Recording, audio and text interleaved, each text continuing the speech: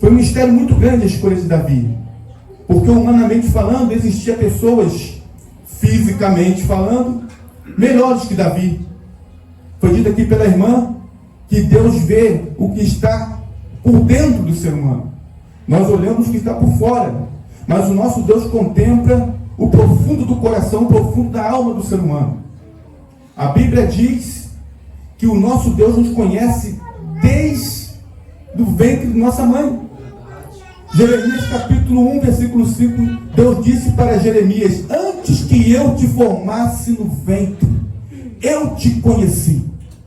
E antes que saísses da madre, eu te santifiquei. Santificar significa separar. Eu te separei e as nações te dei por profeta. Deus conhece o homem. Na realidade, quando Samuel olhou para o irmão de Davi, para Eliabe, Samuel intentou, pensou: é esse o escolhido do Senhor. Mas Deus de pronto disse: não atentes para a sua aparência, nem para a altura da sua estatura, porque eu o tenho rejeitado. Porque o Senhor não vê como vê o homem. O homem olha para o que está diante dos seus olhos, mas o Senhor olha para o coração. Eu tenho uma notícia para te dar nesta noite. Deus está contemplando o teu coração. Deus está vendo o que passa lá dentro do âmago da tua alma. Deus conhece o seu DNA. Deus conhece cada partícula do teu corpo. Deus conhece cada nervo. Deus conhece você por dentro e por fora. Então, meu querido, se você entrou aqui nesta noite com uma causa, creia que antes que você pensasse, Deus já está agindo em seu favor. Deus já está entrando com providência nesta causa. Davi, um homem de Deus, chamado para ser rei de Israel, esperou o tempo, mas foi perseguido, grandemente perseguido. E agora Davi, o contexto, Davi está em outro lugar, em outra terra, fugindo de Saul. Davi está em outra terra, onde o rei era o rei Aquis, rei dos filisteus. Davi estava com os filisteus, fugindo de Saul. E diz a Bíblia que houve uma guerra entre os filisteus e Israel, e os filisteus foram para guerrear contra Israel. E Davi, ele foi para ser como o guarda real do rei Aquis. Mas, quando no caminho os príncipes filisteus chegaram diante do rei e disseram: Davi não pode ir conosco. Pode ser que no momento da guerra ele se vire contra nós. Eles conheciam Davi. Deixa eu dizer algo para você. O inimigo sabe quem é você. O inimigo te conhece. O inimigo, ele não pode sondar tua mente. Não, não pode. Porque o inimigo não é Deus.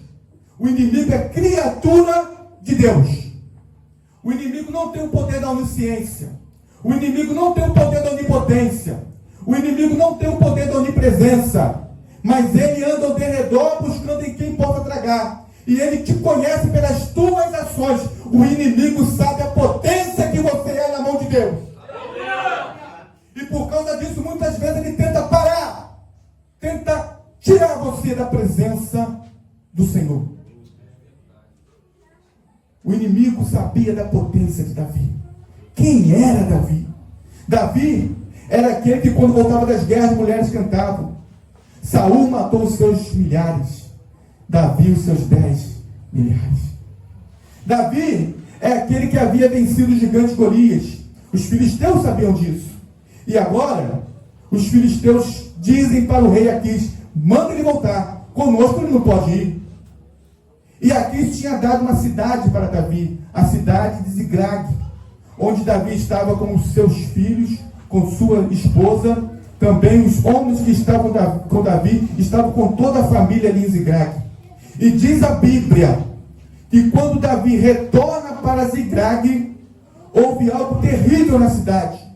os amalequitas com ímpeto, versículo 1 do capítulo 30, tinham dado sobre o sul e sobre Ziglag, e tinham ferido a Ziglag, e tinham posto a fogo, e levaram cativas as mulheres que estavam nela, porém a ninguém mataram, nem pequenos, nem grandes, tão somente os levaram consigo e foram pelo seu caminho. E Davi e seus homens vieram à cidade, e eis que estava queimada a fogo, e suas mulheres, seus filhos e suas filhas eram levados cativos.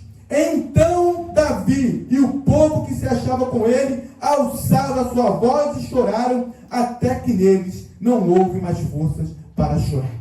Quando eles retornam para a cidade de Ziglag, os amalequitas com ímpeto, com violência, não mataram ninguém, mas certamente com violência e com ímpeto, entraram na cidade, destruíram as casas, destruíram tudo que viram pela frente, queimaram a cidade. Quando Davi retorna e vê todo o quadro, juntamente com os seus homens, que as suas mulheres, seus filhos, haviam sido levados como cativo pelos amalequitas, houve pranto, houve choro, porque nós somos humanos, nós não somos super-homens, nós passamos por um momento de adversidades, nós passamos por um momento de angústia. Davi agora está passando por angústia, momento de aflição. Se te mostrares frouxo no dia da angústia, a sua força será pequena. Não é isso que diz Provérbios?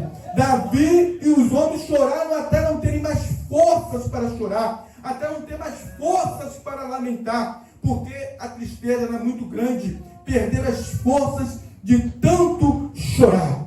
E a Bíblia diz no versículo 6, que Davi muito se angustiou, porque o povo falava em apedrejá-lo.